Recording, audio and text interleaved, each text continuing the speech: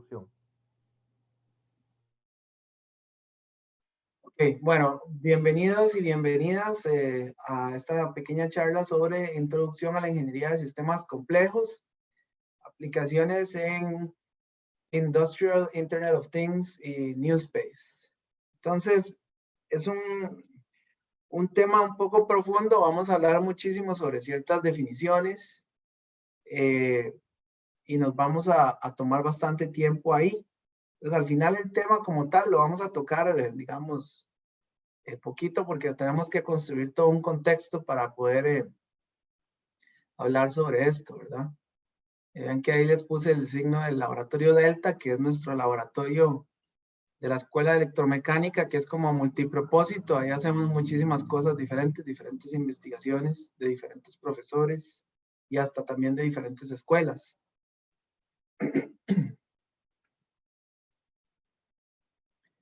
Entonces, bueno, primero, ¿qué es la industria 4.0? Bueno, ahí les voy a hablar un poco sobre esto porque ahí está,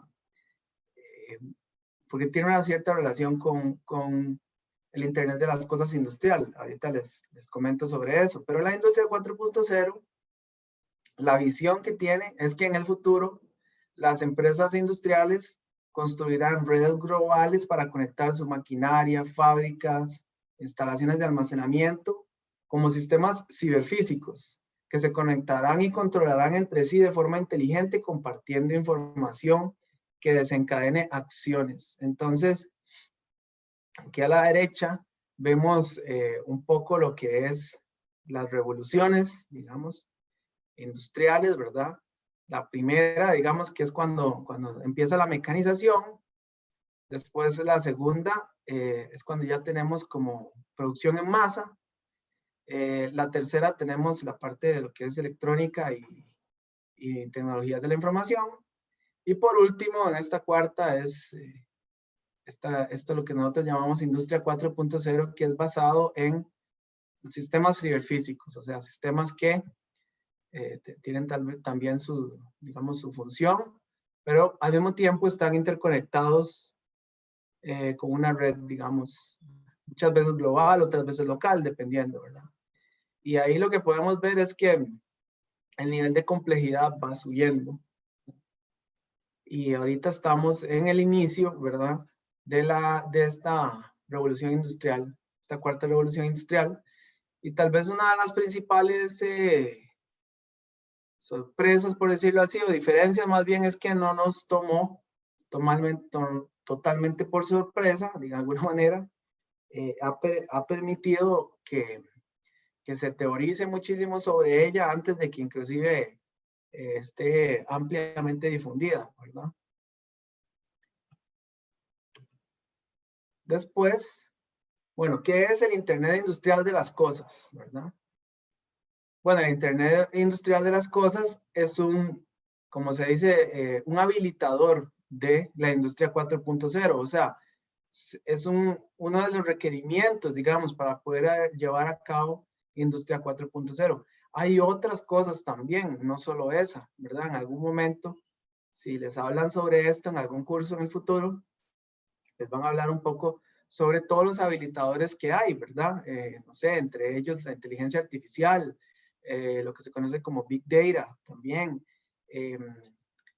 y así también temas de gestión, digamos, y diferentes habilitadores, ¿verdad? Y uno de ellos es el Internet Industrial de las Cosas, que proporciona una forma de obtener una mejor visibilidad y conocimiento de las operaciones y los activos de la empresa a través de la integración de sensores de máquinas, middleware, software y sistemas de computación y almacenamiento en la nube. Ahí, digamos, un poco, tal vez middleware, aclarar que, digamos, middleware se refiere como a veces hay un software, como decir, intermedio entre la nube, lo que nosotros conocemos como la nube, ¿verdad?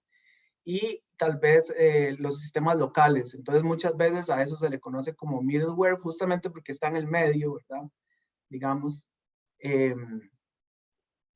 Y entonces tenemos una integración de todo esto y vean que está muy enfocado en los sensores de las máquinas, ¿verdad? El Internet industrial, el Internet de las cosas industriales.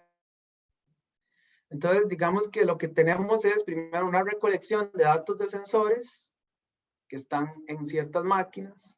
Después, un análisis de datos usando analítica avanzada, ¿verdad? Y ahí ya vienen otros de los habilitadores a tomar parte en la ecuación, digamos, lo que hablábamos de Big Data o de redes neuronales, etcétera, alguna cosa, Machine Learning, cosas que tienen que se utilizan para analizar grandes cantidades de datos. Y después, por último, los resultados se utilizan para tomar decisiones. Obviamente, tenemos que tener algún rédito, alguna ganancia a nivel, digamos, de la industria, una razón para poder hacer esto, porque obviamente esto requiere, es un desafío muy importante, requiere una inversión importante en tecnología y además una inversión en capital humano. O sea, el capital humano tiene que estar, digamos, preparado para poder interactuar con toda esta nuevo ecosistema tecnológico tan avanzado, ¿verdad? Y ahí es donde nosotros también sabemos que la forma en la que nosotros como profesionales vamos a interactuar con toda la parte industrial va a ser modificada conforme pase el tiempo en estos años, ¿verdad? O sea, vamos a estar en constantes cambios porque va a haber, digamos, mucha tecnología nueva que ingresa y nosotros, obviamente, vamos a tener que hacer un esfuerzo para mantenernos a la vanguardia como profesionales. Ustedes, en el caso de ustedes, como futuros profesionales, ¿verdad? Después, ¿qué es New Space, verdad? Porque hablamos de que íbamos a hablar un poco de aplicaciones de la ingeniería de sistemas en IoT y en New Space. Entonces, también vamos a introducir qué es New Space, ¿verdad? New Space es un fenómeno mundial de empresarios que desarrollan productos y empresas de servicios centrados en el espacio y que utilizan la financiación privada en sus desarrollos iniciales. El espíritu del movimiento ha sido desafiar las formas tradicionales de exploración del espacio, consideradas en general demasiado costosas, que requieren mucho tiempo y que carecen de espacio para asumir riesgos inventivos. Entonces, básicamente New Space es una forma diferente de acercarse al espacio. Típicamente en el pasado, todo lo que tuviera que ver con el espacio estaba financiado directamente por los estados, ¿verdad? Y principalmente, obviamente, los estados de los países desarrollados, ¿verdad? Esto hacía, bueno, que la exploración en general, digamos, fuera muy costosa, muy costosa, ¿verdad? Porque era manejado directamente por el Estado. Y nunca, en ese momento, el paradigma siempre fue asumir el menor riesgo posible, justamente porque quedarle mal a la población, por ejemplo, después de que la población hiciera a través de sus impuestos y etcétera, financiara, por ejemplo, un viaje como el viaje a la luna, digamos, evidentemente el Estado que ejecuta eso no quiere jamás que esa misión fracase y por lo tanto no asume muchos riesgos, ¿verdad? Entonces, el New Space es completamente diferente, ¿verdad? Es una nueva filosofía. Típicamente esto empieza cuando, digamos, la NASA decide empezar a abrirse a la iniciativa privada. Empieza por ahí, ya después muchos otros países empiezan a copiar el modelo y empezamos a tener jugadores dentro de este asunto espacial que son privados y que entonces reciben, digamos, financiación de, no sé, de alguna otra organización o de algún capitalista que tenga suficiente dinero para financiar un proyecto como este. O por ejemplo, en el caso de SpaceX y Virgin, que es financiado por sus propios dueños, ¿verdad? Digamos, porque ellos fueron empresarios exitosos en otras áreas en algún momento.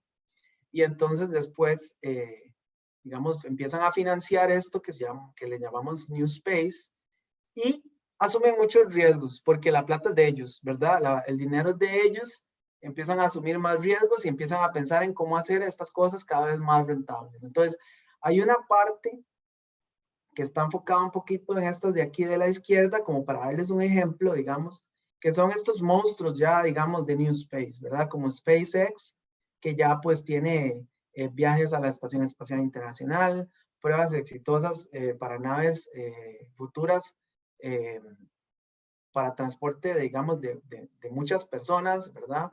Y así un montón de cosas exitosas, ¿verdad? El primer cohete que se puede reutilizar, y etcétera, ¿verdad? Entonces tenemos, digamos, sí, y bueno, ahí alguien dice si podemos decir que Astra Rocket es parte de New Space. Efectivamente, hay una financiación, digamos, mixta en el caso de Astra Rocket, ¿verdad? Pero sin duda podemos decir que es parte de esta ola de New Space, ¿verdad? Tenemos a Virgin también, ¿verdad? Que tiene una subsidiaria, digamos, de Spaceship Company, y también muy monstruos, ¿verdad? Gente que ya tenía mucho capital y que entra a jugar en este nuevo campo, digamos, de la exploración espacial privada. Después tenemos lo que podemos llamar spin-off, ¿verdad? Que son compañías que nacen de una universidad. O sea, existe por ejemplo, una iniciativa espacial de una universidad, ¿verdad? Realizan tal vez algún proyecto exitoso y después a partir de eso construyen una empresa, lo que llaman un spin-off, como estas Clyde Space y GomSpace, ambas vienen de, digamos, programas espaciales de universidades, que después decidieron hacer sus productos, digamos, mercadear sus productos ya de manera comercial y empezar a convertirse en una empresa rentable. Entonces ahí tenemos esto. Y después tenemos otros players, ¿verdad? Que están aquí, digamos, a la derecha, que son plenamente académicos, como el Cal Poly, ¿verdad? El Politécnico, digamos, de California, que es uno de los primeros, de los que primero lanza un CubeSat, un satélite al espacio, y que se mantiene como un jugador importante, ¿verdad? Dentro del lanzamiento, siempre lanza satélites casi todos los años, nuevas misiones, coopera con la NASA, coopera con varias otras cosas, o sea, coopera muchísimo. Después tenemos a QTech, que fue el lugar donde yo estudié mi doctorado, ¿verdad? Que es el que más lanza satélites al espacio en el mundo, ¿verdad? O sea, es como lanza aproximadamente entre 4 y 5 por año o hasta más. Entonces, pues es el operador más grande, digamos, el que más lanza, ¿verdad? Y después tenemos al TEC también, que incursionó, digamos, en esta parte de New Space, digamos, New Space en la academia, ¿verdad? Que obviamente tiene otros objetivos diferentes, pero incursionó, digamos, con el proyecto Irazú, que fue el primer satélite de Centroamérica, ¿verdad? Y que ya después de eso han venido otras iniciativas similares en Centroamérica. Ya tenemos también el lanzamiento del primero de Guatemala y ahorita pronto seguramente el primero de Honduras, ¿verdad? Entonces, obviamente, digamos, estos de acá, ¿verdad? Los de la academia, que es en lo que nosotros nos vamos a enfocar un poco al final, son jugadores que están para desarrollo de capacidades, ¿verdad? O sea, la razón de ser de esos proyectos es el desarrollo de capacidades. Demostrar que los estudiantes pueden realmente realizar una misión espacial exitosa, ¿verdad? Cosas como estas. Ok, si hasta ahí hay alguna consulta, tal vez podemos hacer un pequeño, una pequeña ronda ahí, si alguien tiene alguna consulta específica o la puede hacer en el chat. Si no, seguimos, porque aquí hay un pequeño ya cambio de tema, ¿verdad? Entonces, bueno, hablábamos sobre la ingeniería, digamos, de sistemas, ¿verdad? Que yo le puse de sistemas complejos para no confundir a la gente, ¿verdad? Porque la gente acá en Costa Rica, digamos, en general en español, ingeniería de sistemas se asocia con computación, ¿verdad? Con ingeniería en computación. A nivel mundial, no, ¿verdad? A nivel mundial, ingeniería de sistemas, bueno, es ingeniería de sistemas, digamos, tal como su nombre lo dice, que es cualquier sistema, ¿verdad? Entonces, por ejemplo, vamos a hablar de qué es un sistema, ¿verdad? Aquí hay una definición interesante que dice, un sistema es una construcción o colección de diferentes elementos que juntos producen resultados que no pueden obtenerse con los elementos por separado. Esta definición a mí me gusta mucho, es como muy funcional, o sea, se enfoca en las funciones de los sistemas, o sea, en que las componentes por separado no podrían realizar la misma función que el sistema como un todo, y entonces ahí vos te das cuenta de que tenés al frente un sistema, ¿verdad? Y esta otra, que es un poquito más enfocada en la experimentación, es que un sistema es un objeto o conjunto de objetos cuyas propiedades queremos estudiar, ¿verdad? Eso es bastante interesante también cuando uno está más bien enfocado en temas de modelado, de estudio de un sistema, de cómo se comporta. Entonces, pero son dos definiciones de sistema, ambas válidas, ¿verdad? También. Y para ilustrar un poco eso, pues ponemos una tostadora, ¿verdad? Una tostadora es un sistema. Una tostadora tiene un montón de partes y ninguna de esas partes por sí misma podría tostar el pan, sino que se necesita que todas esas partes trabajen de alguna manera en común para poder tostar el pan. Vean que existe un bloque aquí que de alguna manera lo que trata de decir es todo lo que está, todo lo que es el sistema y lo que más bien ingresa desde el exterior, desde el contexto, desde el ambiente que rodea el sistema. Entre ellos, por ejemplo, el pan, ¿verdad? O sea, el pan viene de afuera e ingresa al holder o al que sostiene, digamos, el pedazo de pan. Después tenemos un botón de encendido que de alguna manera también se ve como algo que viene de afuera porque el usuario lo va a apretar, digamos. Y con eso pues va a iniciar, aquí dice inicia un timer y además baja el holder. Esas dos cosas las hace al mismo tiempo. Entonces esto digamos que dependiendo de si es mecánico o es digital, entonces sería este movimiento que uno hace para bajar la tostadora o más bien un botón que se aprieta y esto se baja, digamos, electromecánicamente. Después el seteo de qué tan tostado querés la tostadora, que viene al regulador de potencia, y después también la entrada desde afuera de la parte eléctrica. Todo esto son entradas al sistema. Esto es lo que se conocen como entradas del sistema. Después este es el sistema como tal, que al final, pues a través del regulador de potencia, se calienta el elemento que tosta y cuando ya está terminado, pues tenemos esta parte, ¿verdad? Que es donde se levanta la tostada, ¿verdad? Y pues lo que se emite al sistema, al ambiente, es simplemente calor no utilizado, ¿verdad? Y la tostada, digamos, lista para consumir. Entonces les puse ese ejemplo porque es un ejemplo extremadamente sencillo, digamos, de lo que es un sistema, ¿verdad?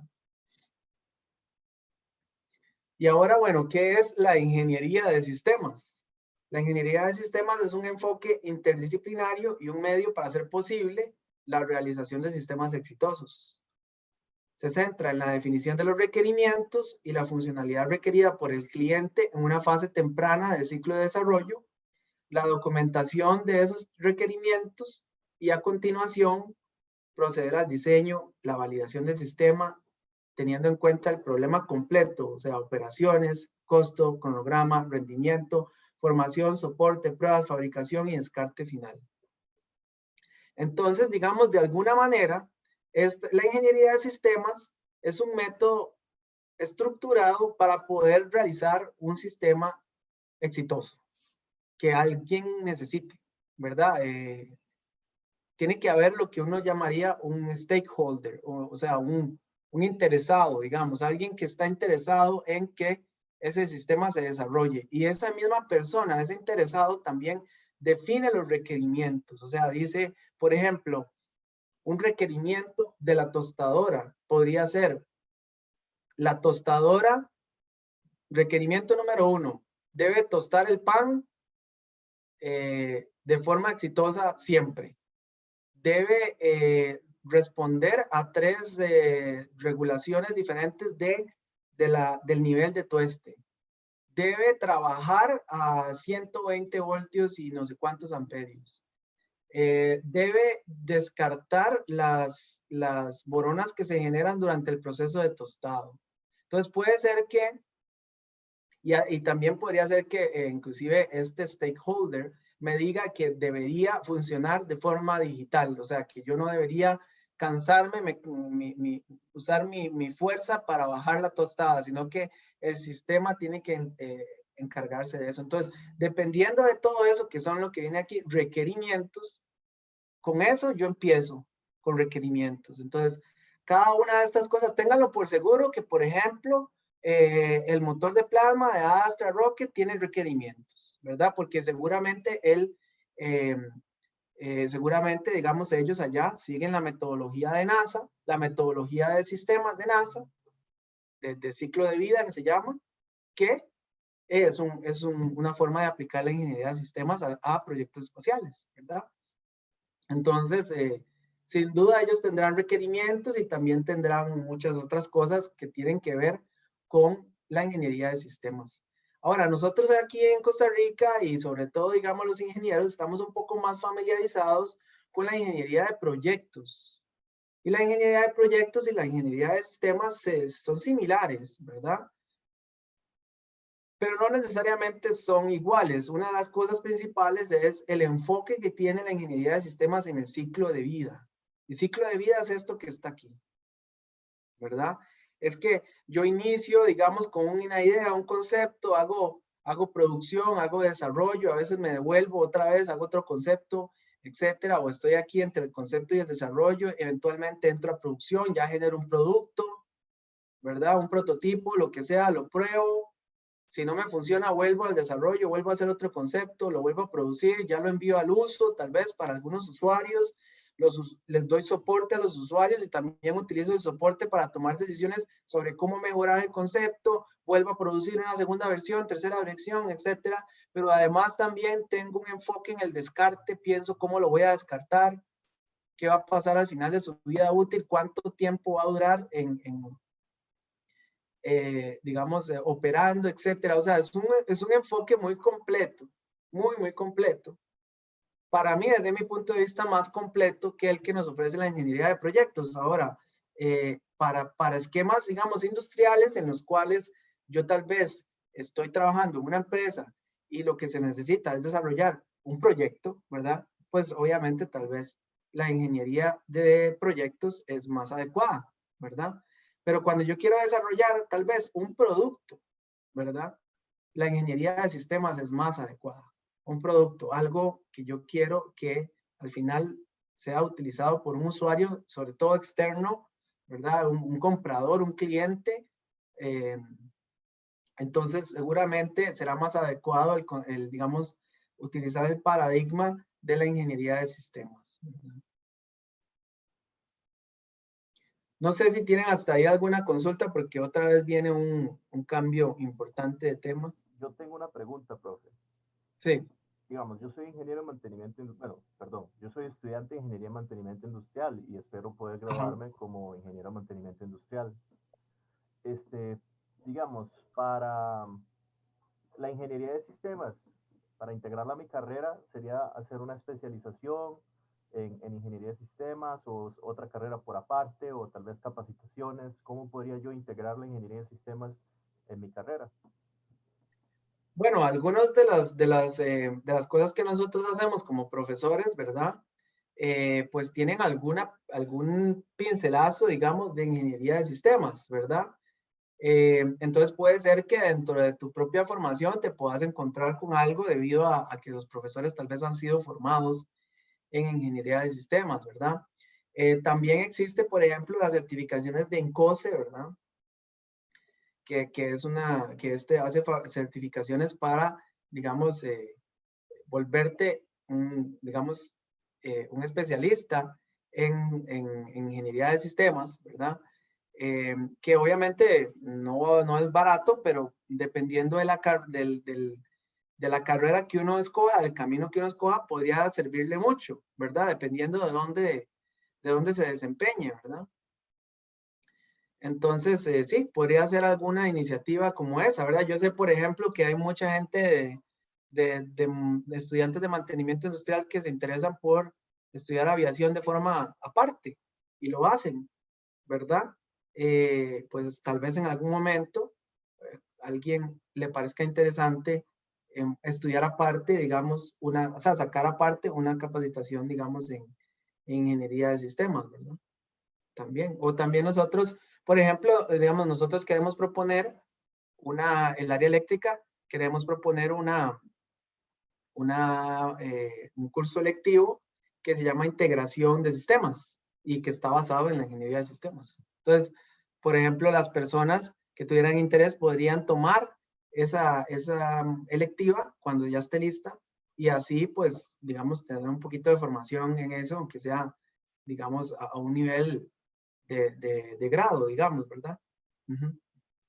Entendido, muchas gracias, profe. Ok, muchas gracias.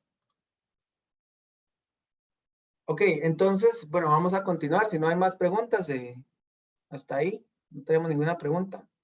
Ok, muchas gracias.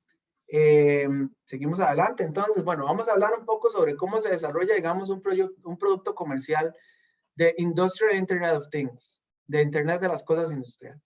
¿Cómo se desarrolla ese producto, verdad? Yo lo que yo veo por fuera, digamos, es tal vez algo como esto, que lo venden en AliExpress. Ahí les puse el link. Que es, pues, simplemente una entrada en la que yo puedo conectar un sensor. Ese sensor me lo lee algo que está aquí adentro, que hasta el momento yo si veo ahí, no sé qué hay adentro. Pero me lo lee y me lo manda por wireless, ¿verdad? De algún método inalámbrico, que en este caso es, en este caso específico es 3G, ¿verdad? O sea, esto es lo que tiene es una antena 3G. Y me lo manda, digamos, en algún lado de que yo lo reciba. Y entonces esto es una aplicación de Internet de las Cosas industrial o Internet de las Cosas en general, porque está tomando un dato de alguna máquina, alguna medición de alguna máquina o de alguna cosa, puede ser alguna temperatura o lo que sea, y lo está enviando a una red, digamos, en la nube, por decirlo así. Entonces, esto es una aplicación, digamos, comercial. Así se vende, ¿verdad? Pero ¿qué está adentro? ¿Verdad? Lo que está adentro es, en este caso específico, este fabricante en particular utiliza algo que se conoce como una tarjeta de desarrollo, un development board, que es relativamente genérico, o sea, no se puede usar para varias cosas, y que pues está fabricado digamos, por ellos mismos también, pero en este caso lo están encapsulando ya con una cajita y unas cosas de una manera particular para una aplicación en particular. Y esto es lo que tiene adentro. Entonces, si ustedes ven lo que tiene adentro, por lo menos a mis ojos, ¿verdad? Que tal vez ya tengo un poco de experiencia, no tiene nada de especial. Nada de especial. No existe nada en ese sistema que me haga a mí pensar, ok, suave, esto lo diseñaron a la medida. Esto lo hicieron a la medida. No, nada. Todo es comercial. Entonces, si vamos más adentro todavía, aquí nos pasamos hacia la derecha, a ver más adentro, nos damos cuenta que esto está armado a partir de componentes COTS o Commercially Off the Shelf, o simplemente componentes disponibles comercialmente, o sea, que se pueden comprar en el mercado, o sea, que ustedes si tuvieran el dinero, si tuvieran la necesidad o el deseo de comprarlos, pueden comprar. Yo puedo comprar esto y me llega, no sé, en 15 días. Este que está aquí es un módem de 3G, por ejemplo, este que está aquí. Ahora va a traer un manual enorme de cómo hacer para interactuar con él, cómo mandarle comandos, cómo recibir, cómo soldarlo, cuánto tiene que entrarle de potencia. Es un sistema en sí mismo y yo vengo después y lo integro en otro sistema más grande. Entonces, eso es lo que se conoce como un sistema de sistemas, ¿verdad? Es un sistema que está hecho a partir de pequeños subsistemas. Después tenemos también partes como estas, físicas completamente, mecánicas, que tienen alguna función mecánica. Este es un conector SMA, que es muy común, digamos, para conectar antenas, que se solda ahí, 3 patitas y listo, ¿verdad? Entonces, pues eso se puede comprar, lo puede comprar cualquiera. Después aquí tenemos un capacitor de tantalio, que tiene, digamos, ciertas características especiales. Normalmente se utiliza para regulación, digamos, de la parte de la potencia. Y aquí lo tenemos también, lo podemos comprar sin ningún problema. Y aquí todo esto que está aquí, ¿verdad? Aquí hay resistores, hay chips, hay reguladores, habrá transistores, habrá todo. Aquí hay un conector de USB, de micro USB, todo se puede comprar. Entonces, ¿qué es lo que falta ahí? Bueno, la integración de sistemas. O sea, ¿cómo yo hago para conectar todas estas cosas y que ellas se entiendan, digamos, y que físicamente estén entre ellas interconectadas, ¿verdad? Entonces, aquí, para desarrollar un producto como este, definitivamente se aplica la ingeniería de sistemas, porque típicamente yo voy a definir qué es lo que quiero producir, después voy a desarrollar exactamente un concepto, seguramente ellos en esto lo desarrollaron en algún momento, inclusive tal vez hasta en un breadboard, puede ser que no, depende, ¿verdad? O sea, en lo que nosotros llamamos una protoboard, puede ser que algunas partes la hayan desarrollado sus ingenieros en una protoboard para probar cómo funcionaba esta parte de aquí por aparte, y eventualmente ya decidieron integrar todo. Entonces, integrar es ponerlos a comunicarse y a funcionar, digamos, como una sola cosa. Ok, ¿alguna pregunta en esta parte, en el tema de IoT?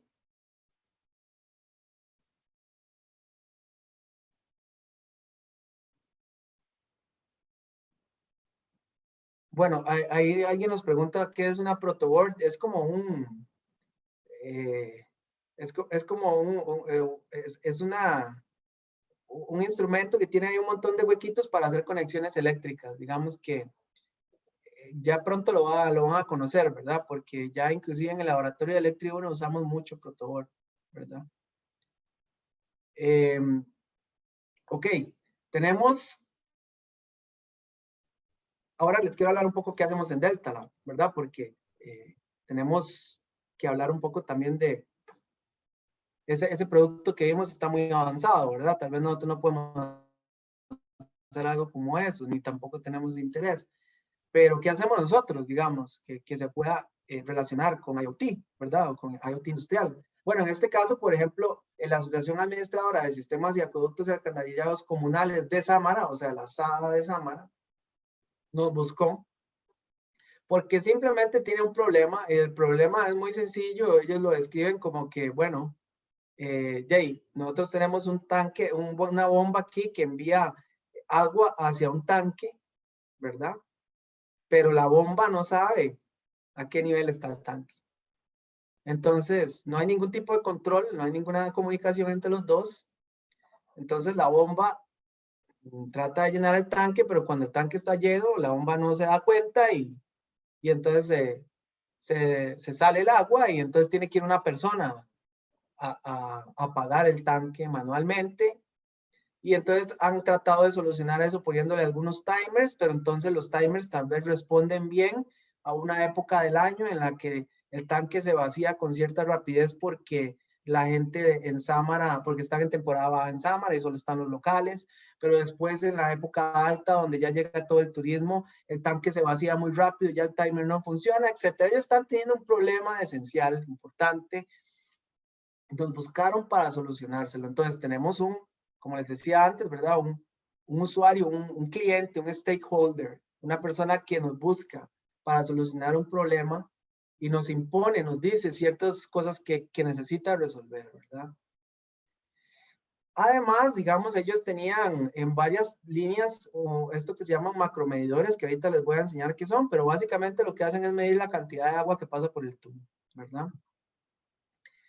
Y entonces, bueno, nosotros les ofrecimos una solución en la cual le podemos solucionar el tema de la falta de comunicación entre el tanque y la bomba por medios inalámbricos, y además le ofrecemos una solución un poco más grande en el tema de Internet of Things, porque lo vamos a publicar en la nube y le vamos a tener, como decir, una pantallita en la que ellos pueden ver cuánta agua está saliendo, cuánta está entrando, si la bomba está prendida, si la bomba está apagada, podrían manualmente prender la bomba o apagarla, etcétera. O sea, todo un sistema en la nube que o sea, se le podía ingresar a través de cualquier navegador, en la persona en su casa, el administrador de la SADA puede ingresar en su casa y ahí prender una bomba, apagar una bomba, ver cómo está todo, etcétera. Eso es lo que nosotros les estamos ofreciendo. O sea, nosotros les ofrecimos más de lo que nos pidieron porque, bueno, queremos impactar a la sociedad, ¿verdad? Como academia. Entonces, lo que vamos a hacer es muy parecido a lo que yo les decía anteriormente. Tenemos macromedidores, que son estos que están aquí, les pasa el agua por el medio y ellos generan una señal. Y en este momento, pues, las asadas del país tienen muchos macromedidores. Los macromedidores tienen la capacidad de enviar una señal que sea proporcional a la cantidad de agua que pasa, pero nadie los lee, casi nadie lo lee. O sea, los usan como, a pesar de ser un equipo muy avanzado, lo utilizan simplemente para leer aquí directamente en la pantallita. Entonces, ¿nosotros qué les estamos ofreciendo? Otra vez, vuelve a aparecer la palabra integrar. Les estamos ofreciendo integrar esto con un microcontrolador que tiene Wi-Fi y tiene LoRa, que es un sistema de transmisión de alto rango, transmisión, digamos, inalámbrica de alto rango. Conectar, integrar, para poder transmitir esos datos de los macromedidores a un servidor central, por decirlo así, donde se sube a internet, ¿verdad?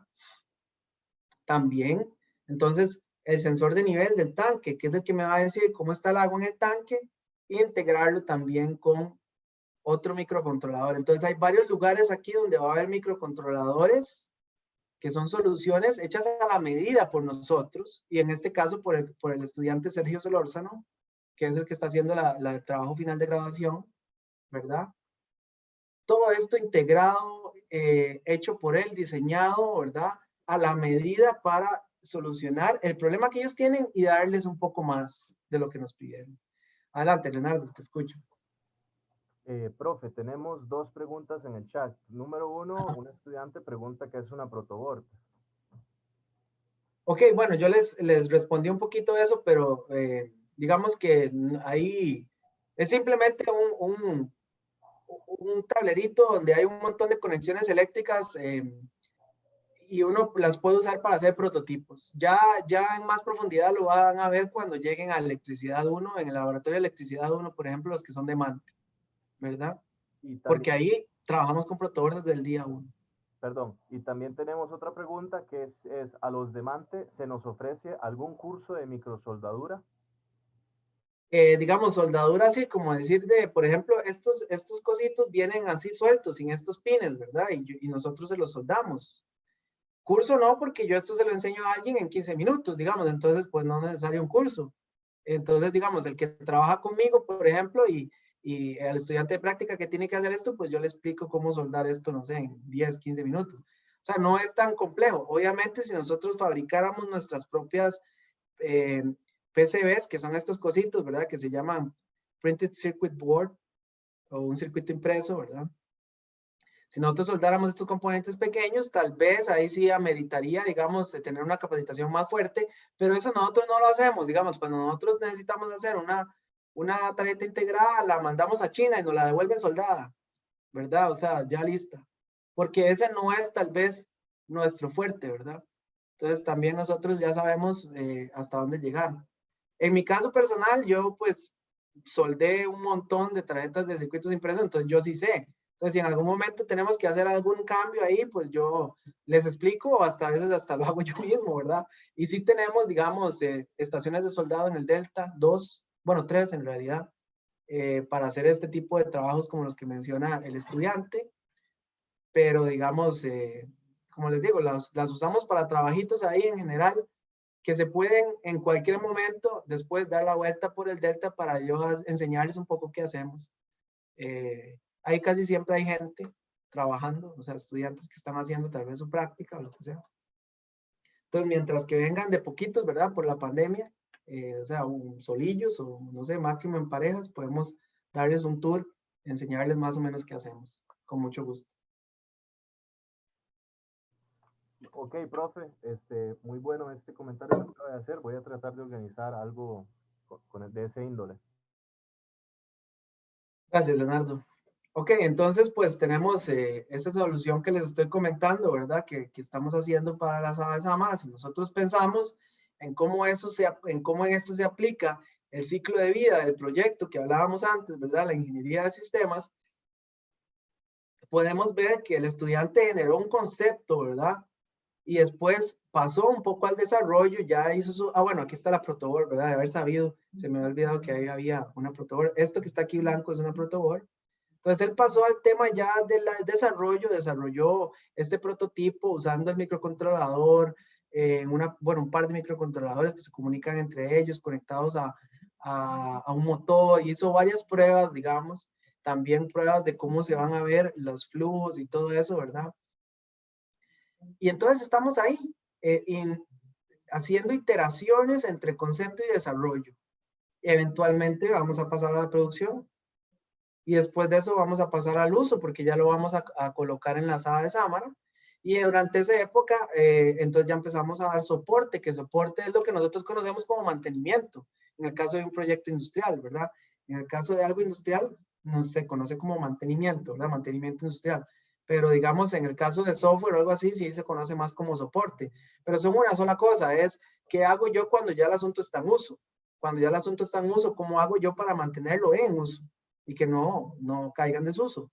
Y después, lo que yo aprenda de esa parte en la que yo le doy soporte, yo típicamente lo vuelvo a tomar en cuenta la próxima vez que desarrolle ese mismo concepto, pero ahora ya lo modifico, tal vez porque me di cuenta que la conexión que habíamos hecho originalmente entre los macromedidores y el controlador no funcionó bien, hubo que darle mucho soporte. Entonces, tal vez vamos a rediseñar de nuevo, hacer un nuevo concepto y así. Entonces, esto es un proceso iterativo, ¿verdad? Que se repite ahí en círculo y eventualmente llegará el momento del descarte también. Que nosotros tenemos que tener presente también el descarte. Eso ayuda mucho también a que estos proyectos ambientalmente sean más amigables porque se nos pide, digamos, que pensemos también en el descarte, ¿verdad? Ok, ahora tenemos un cambio otra vez importante de tema, entonces cualquier consulta que tengan por ahí.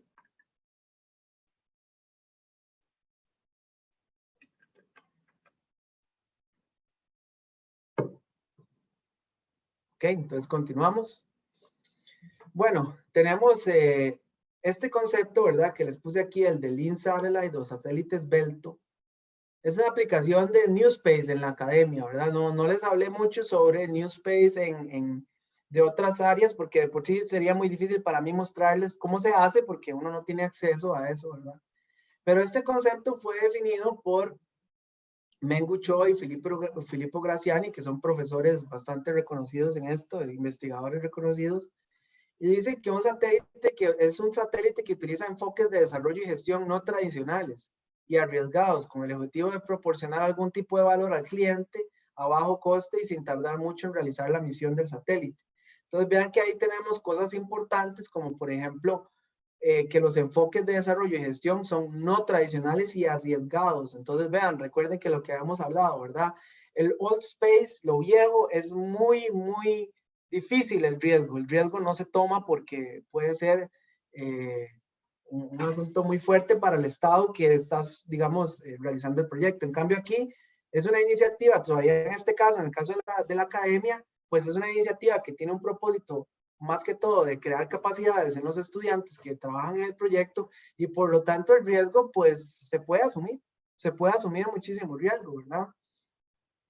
A veces salen mal las cosas justamente por eso, porque asumimos tanto riesgo que a veces salen mal las cosas, pero gracias a eso podemos hacer algo muy rápido. Por ejemplo, los proyectos en los que yo participé, en el caso de Irazú, es un proyecto fue más o menos de 2 años y medio, 3 años, que es este que está aquí, ¿verdad? El satélite, el primer satélite de Centroamérica, el satélite Irazú, ¿verdad? Esto fue en el momento en el que se lo fuimos a entregar a JAXA, ¿verdad? Que es la agencia de exploración japonesa, ya cuando ya todo estaba terminado. O sea, esto es justo antes del uso, ¿verdad? Porque el uso, digamos que en este caso en este proyecto en especial, el uso es cuando ya está en el espacio, ¿verdad? Porque para eso para lo que fue diseñado. Pero también tenemos otras palabras claves como por ejemplo cliente, ¿verdad? Aquí hay un cliente, tiene que haber alguien que esté interesado, ¿verdad? En hacer esto.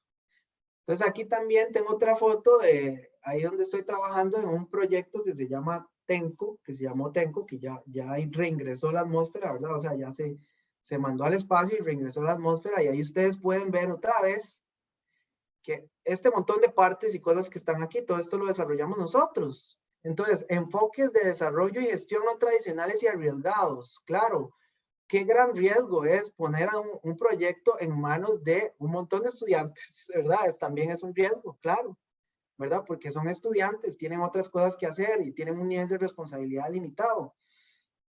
Pero hay que correr ese riesgo porque nuestro enfoque era generar capacidades en esos estudiantes. Entonces, pues obviamente es mucho más probable que yo aquí, ¿verdad?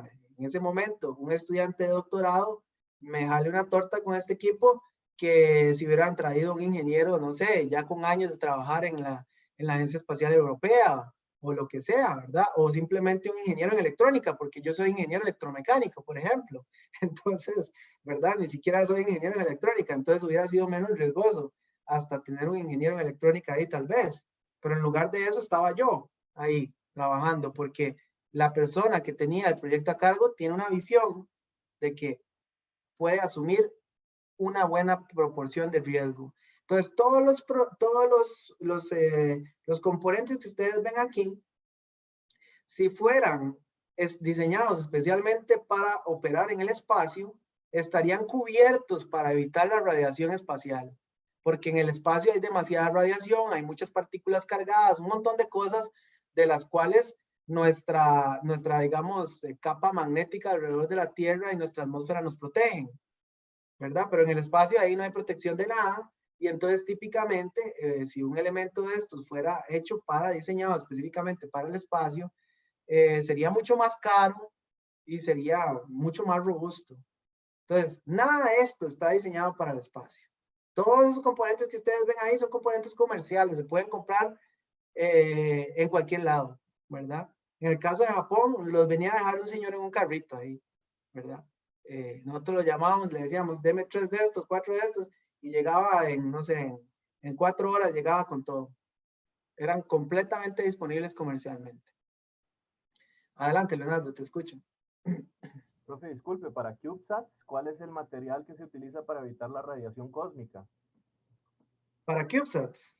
Ajá. O por ejemplo, para el proyecto IRASU, ¿cuál se utilizó? ¿Qué No, material? nada, otra vez, es como, el tema es así, vean, para ponerlo bien sencillo, la órbita inferior terrestre, que es en la que se lanzó eso, ¿verdad? Que es en la que está la Estación Espacial Internacional, tiene niveles de radiación un poco más bajos, digamos, de si uno tuviera un satélite a mucha más altura, digamos, lo que llaman, por ejemplo, geoestacionaria, que es una órbita mucho más alta. En esas órbitas superiores hay muchísima radiación. En la órbita, digamos, en la que nosotros enviamos IRASU, no hay suficiente radiación como para que IRASU dejara de operar completamente en menos de 1 año y medio, que era lo que a nosotros nos interesaba. Entonces, no lleva ningún tipo de protección. Ahora, existen unos eventos muy particulares que son eventos, digamos, de partículas pesadas, o sea, que son como elementos que vienen directamente del Sol y vienen, impactan, esos atraviesan, pueden atravesar casi cualquier cosa y vienen, impactan tal vez el microprocesador que tiene internamente IRASU, y entonces IRASU tal vez el software va a fallar completamente.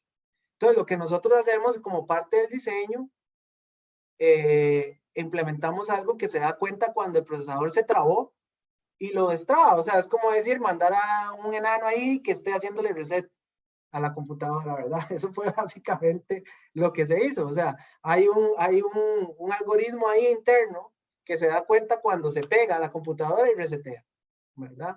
Entonces, que eso es una forma de garantizar que esos eventos que sí suceden, ¿verdad? Esos eventos de partículas pesadas que son muy característicos y que lo que hacen es impactar, digamos, los circuitos electrónicos y cambiarles sus estados, entonces hacen que el software falle. Y entonces, bueno, ahí teníamos el enano, ¿verdad? Para ponerlo de alguna manera sencilla. ¿Alguna otra consulta? Bueno, dice, los que son diseñados específicamente para el espacio, ¿qué tipo de protección usa? ¿Cuál es el material para esos componentes? Bueno, depende de a qué le estés apuntando, ¿verdad? Si vos tenés, digamos, por ejemplo, digamos, hay partículas que son, digamos, debido a su energía, la cantidad de energía que tienen, pueden traspasar, digamos, ciertos materiales. Entonces vos tenés que diseñar el material, digamos, por ejemplo, vas a hacer una barrera de plomo de tanto espesor porque sabes que la energía de las partículas en esa órbita en particular se puede, digamos, se puede disminuir casi que a un, no sé, un 80% con 1 centímetro de plomo. Entonces lo haces así. Es un tema de diseño, ¿verdad? O sea, hay que diseñarlo, como todo, ¿verdad? Hay que buscar la ciencia detrás, estudiarla, entenderla, diseñar una solución y después ejecutarla, probarla tal vez en el laboratorio. Ellos tienen, nosotros inclusive teníamos cámaras de radiación en las que se simula una radiación, se simulan partículas cargadas, se simula el ambiente espacial en general, y con eso nos damos cuenta si funciona o no. Recuerden que no solo eso es digamos, bastante crítico, sino que también la parte de la temperatura es bastante crítica porque tenemos ciclos constantes entre alrededor de menos 40 grados y 60, 70 grados durante el día y la noche, y eso está constantemente cambiando, a veces 9, 10 veces por día o más, 15 veces por día. Entonces también la parte de la temperatura es importante, también la parte de la vibración, porque cuando se envía el cohete hay mucha vibración en el ambiente y lo que sea que nosotros diseñamos tiene que soportar esa vibración. Entonces en el caso de Irazú, por ejemplo, fue probado en un shaker, que es una máquina, digamos, que vibra a una frecuencia similar a la que vibraría, por ejemplo, la nave de SpaceX, digamos, ¿verdad? Esas son las formas en las que se prueban. Ok, viene otra pregunta que dice, para el proyecto Irazú, ¿se tomó en cuenta la etapa de descarte al final de su ciclo de vida? Bueno, hay una particularidad muy especial en el tema de los proyectos espaciales en órbita baja, ¿verdad? Por ejemplo, los que se lanzan desde la Estación Espacial Internacional. Y es que ya en 3 años y algo o menos, reentran a la atmósfera y se destruyen por el calor. Entonces, al final, lo que realmente caiga al suelo, en el caso de un CubeSat, es básicamente nada. O sea, nada sobrevive la reentrada.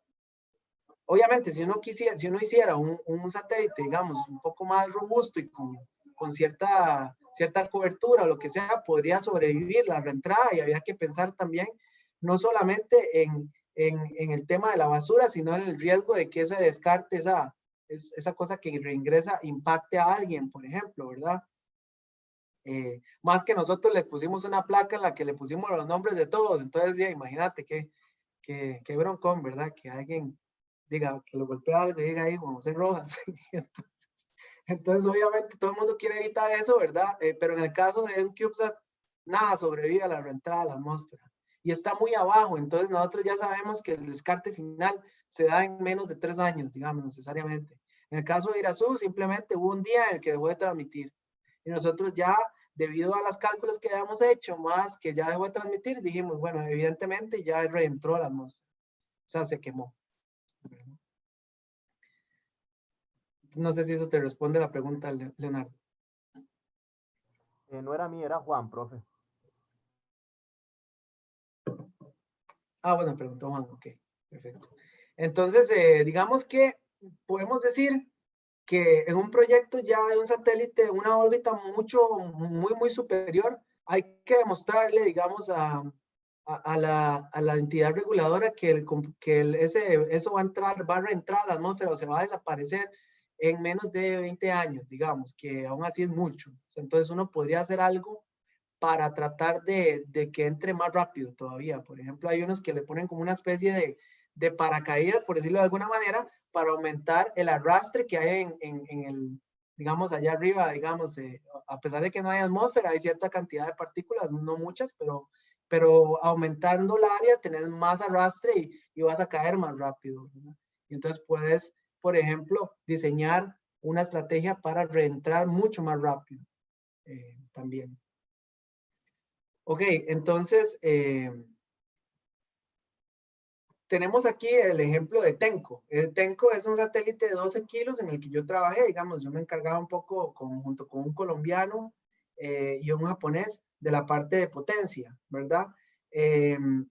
O sea, los paneles solares, las baterías y todo eso, ¿verdad? El sistema que le da potencia al resto.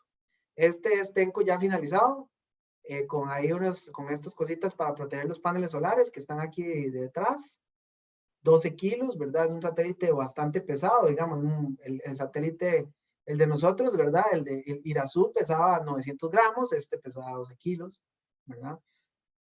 Y solo para que se den una idea, este es un pedacito del diagrama de bloques donde se ve la cantidad de subsistemas que hay en interacción.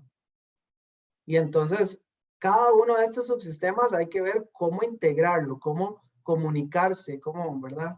Todo esto. Entonces, es un asunto muy complejo. Y pues, otra vez, el ciclo de vida empieza desde una parte en la que se hace un prototipado, tal vez en una mesa, como en este caso, hay un prototipo ahí en una mesa. Después ya se empieza, como por ejemplo, a integrar con la parte, bueno, por ejemplo, aquí hay un prototipo de toda la parte interna en una mesa. Y seguramente también había un prototipo de toda la parte mecánica sin nada adentro, o con elementos que no tenían, o con placas, digamos, sin ningún circuito adentro y cosas que simulan las masas finales, pero que no son realmente la masa final. Eso se hizo, que se llama modelo estructural y térmico, se hizo en su momento y ya después, entonces de que ambas cosas se probaron por fuera, ya se empiezan a integrar. Está la parte de integración, donde uno empieza a meter los componentes que ya probó por fuera adentro de la estructura, ¿verdad? Y ahí tenemos varias cosas, ¿verdad? Varias misiones, o sea, cosas que se desarrollaban en el satélite. Y finalmente la versión final.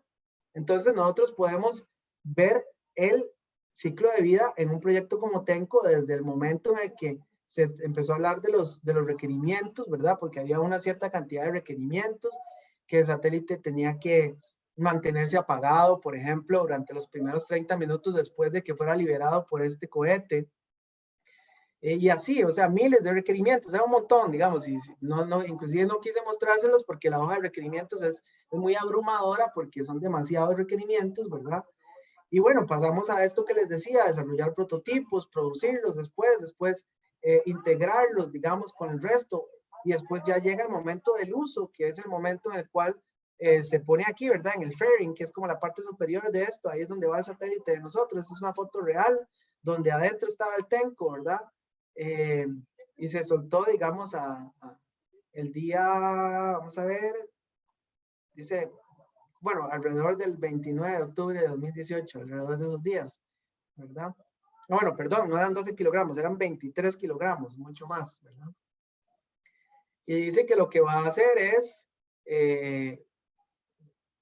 tomar datos del ambiente espacial en la órbita espacial, la órbita baja terrestre y ver la degradación de ciertos materiales en la misión. Porque, por ejemplo, aquí afuera habían como rayitas de materiales, pedacitos de materiales, porque es un laboratorio de materiales el que envió a este satélite. Entonces, habían pedacitos de materiales hechos por ellos, por el laboratorio, que obviamente iban a ser bombardeados muy fuertemente por la radiación cósmica, porque estaban afuera, y además tenían integradas unas mediciones de deformación y de varias cosas integradas aquí, que se medían en los instrumentos y se enviaban a la Tierra. Entre otras cosas, porque hacía un montón de cosas, tenía como 9 misiones diferentes, ¿verdad? Ven que aquí dice que también va a medir radiación, flujo magnético, densidad de electrones, etcétera, y el que al final la misión duraba 6 meses, ¿verdad? Y pues básicamente eso sería todo, ¿verdad? Yo aquí termino mi presentación y te dejo abierto para más preguntas que tengan.